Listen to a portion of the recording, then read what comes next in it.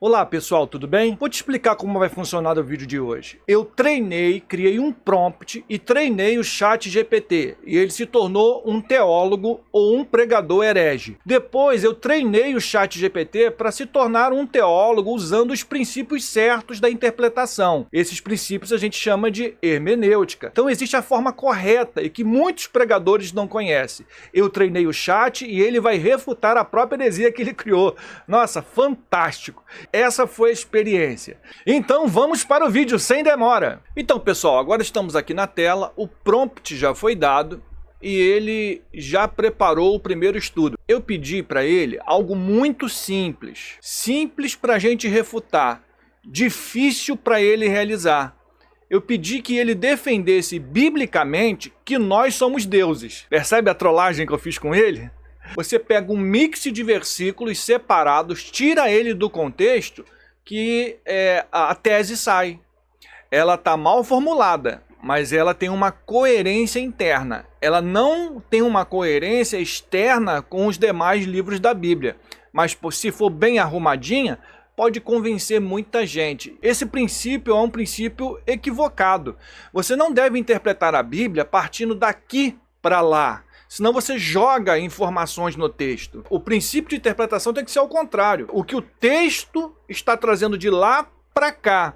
Muitos pregadores, sutilmente, talvez muita gente nem perceba, fazem isso direto. Manipula o texto bíblico e monta qualquer coisa. E é exatamente isso que o chat GPT vai fazer para a gente. Ele vai tentar nos provar que nós somos deuses. Ele começa com uma introdução, tá? Você está vendo aqui a introdução. E ele diz que muitas pessoas não percebem, talvez você seja uma delas, é isso que o pregador faz. Mas as escrituras afirmam que os seres humanos são deuses. Isso ofende os nossos ouvidos. Mas se é um outro assunto, passa bem.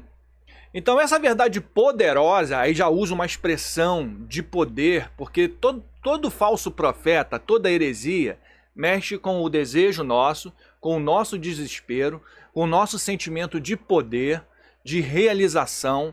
Então, nós acabamos utilizando do divino para cumprir as nossas metas. É essa que é a questão. E aí, não é à toa que o chat GPT, entendendo isso, ele coloca a expressão poderosa. Então, esta verdade poderosa está presente na Bíblia. Aí ele vai começar a citar um monte de texto. Mas tem sido negligenciada. Ele diz assim, tem gente que negligencia. É um pessoal sem fé. O pessoal que negligencia é o pessoal que não sabe. Porque quem tem fé é ele, o chat GPT, que está pregando pra gente uma heresia. Vamos explorar os textos que provam essa realidade, tá vendo? Um conjunto de texto não quer dizer que está anunciando uma verdade. E tem gente que não tem nem ideia e é enrolada por outra pessoa que está com a Bíblia na mão e o microfone. Bom, olha só, número 1, ele começa dizendo, o próprio Deus nos chama de deuses. Aí ele cita o Salmo 82:6. Eu disse, vós sois deuses e todos vós filhos do Altíssimo. Olha que coisa. É uma declaração bíblica, fora do seu contexto. Por que Deus está dizendo isso? São perguntas. Mas pega um público desinformado com o desejo, com uma necessidade, né? Querendo dar certo na vida. Então, vou dizer, você tem a partícula de Deus, vocês são deuses e estão negligenciando essa verdade. É por isso que vocês não avançam, é por isso que vocês não prosperam. Vocês têm que ter o pensamento positivo divino. Aí já começa. Aí entra um monte de gente. Depois ele diz o seguinte, Jesus reforçou essa verdade quando confrontou os fariseus. Olha lá, João 10:34, até o contexto ele cita, mas ainda citando o contexto, ele não explica todo o contexto. Ele só diz que Jesus confrontou os fariseus. Isso não adianta. Tem que ter uma análise mais profunda. Então, em João 10:34, respondeu-lhes Jesus, não está escrito na vossa lei? Eu disse, sois deuses? Então, ele pega o Salmo e depois pega Jesus reafirmando o mesmo Salmo.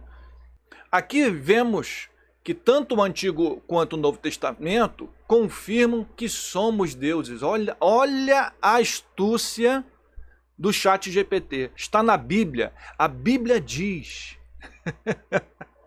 Aí no Gênesis 1:26, ele já começa o segundo ponto, criados à imagem de Deus. Aí ele já pega esse texto, que já não fala diretamente sobre o assunto, mas atribuído ao Novo e o Antigo Testamento, ainda citando Jesus, ele diz assim, façamos o homem à nossa imagem conforme a nossa semelhança. Está percebendo? Aí ele afirma, nós fomos criados à imagem de Deus.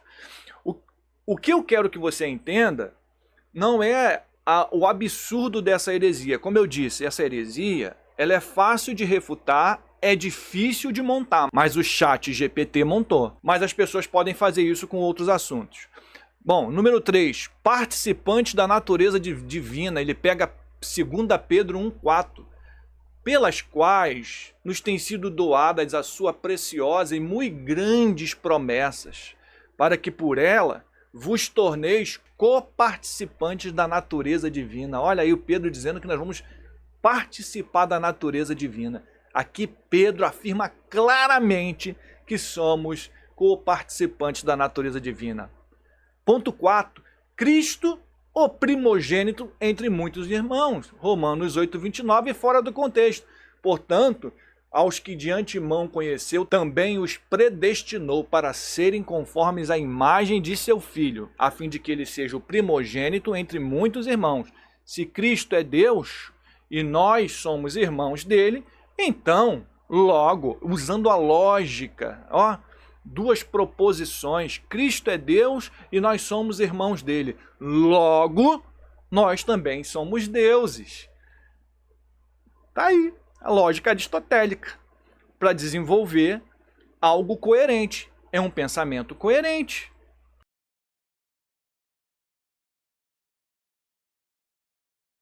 Ok? A conclusão. Os textos bíblicos são claros. Aí a pessoa diz assim, estou citando a Bíblia. Mas citar a Bíblia até o diabo citou, certo? Para tentar Jesus. Os textos bíblicos são claros. Nós somos deuses, precisamos tomar posse dessa verdade e viver como seres divinos na Terra. Pois essa é a nossa identidade, segundo as Escrituras. Bom, esse foi o primeiro estudo. Agora vamos ver como o prompt que eu pedi para ele refutar a heresia que ele criou. No estudo anterior, mostramos como é possível construir uma doutrina aparentemente bíblica. Aparentemente bíblica, ele está explicando. Agora ele está usando os princípios da hermenêutica, da interpretação correta. Agora vamos analisar os mesmos textos dentro do contexto e aplicar princípios corretos da exegese e hermenêutica para ver o que realmente ensinam. Exegese é a análise do texto na língua original, hermenêutica é a interpretação obedecendo princípios interpretativos que consideram a cultura, o tempo, o povo, o contexto que foi escrito, tudo isso para estudar a palavra de Deus de forma responsável. Por isso que o Espírito Santo de Deus deu dons espirituais. E para alguns, ele deu dons de pastores e mestres. São pessoas que se dedicam ao ensino da palavra. Inclusive diz que aqueles que se dedicam ao ensino da palavra, eles devem ter honra dobrada. Perceba, porque por qualquer arrumação, qualquer arranjo, qualquer gatilho bíblico, nós podemos levar as pessoas ao erro. Por isso a importância de termos pastores e mestres que ensinam com os critérios corretos a palavra de Deus. A perspectiva correta precisa partir da centralidade do próprio Jesus. Como Jesus tratou os textos antigos? Como Jesus tratou o Antigo Testamento? Outra coisa que é necessário que você entenda. A Bíblia seria muito bem traduzida se fosse traduzida por biblioteca. Pois é, isso quer dizer que a Bíblia, na verdade, não é um livro, são vários livros. E cada livro tem o seu contexto e tem a sua aplicação particular. Mas vamos ver como é que o chat GPT agora, como um apologista, ele vai trazer a defesa contra essa heresia. O que ele diz? Salmo 82, Deus está repreendendo os juízes humanos corruptos de Israel, O termo Deus não significa divindade literal, mas refere-se à autoridade dada por Deus aos governantes. Ok? Há uma explicação do contexto. Jesus, em João 10:34, estava dizendo que os homens são deuses, mas citando o Salmo ironicamente. Olha o contexto aí. Para expor a hipocrisia dos fariseus. Explicado isso, desmonta usar esse texto. O primeiro ponto da heresia já foi desfeito, então não podemos seguir nessa linha. Perceba que para ensinar a Bíblia é necessário ter conhecimento de base e que você não pode ouvir qualquer coisa e sair dando glória a Deus, amém, sem antes fazer como os crentes de Bereia, que quando Paulo pregava, eles averiguavam tudo.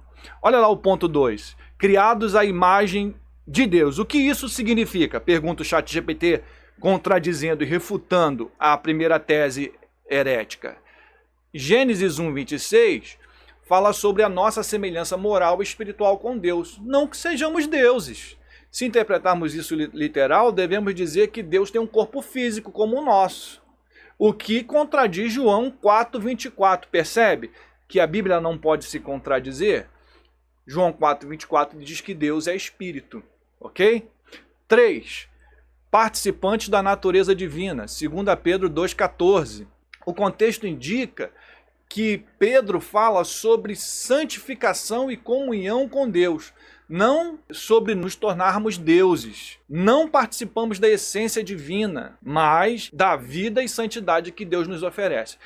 Então aqui a gente já pode perceber, citar versículos bíblicos, disparar a metralhadora de versículos bíblicos e não pensar biblicamente são coisas muito distintas. Isso não quer dizer que o seu pensamento está validado biblicamente só porque você citou um texto bíblico.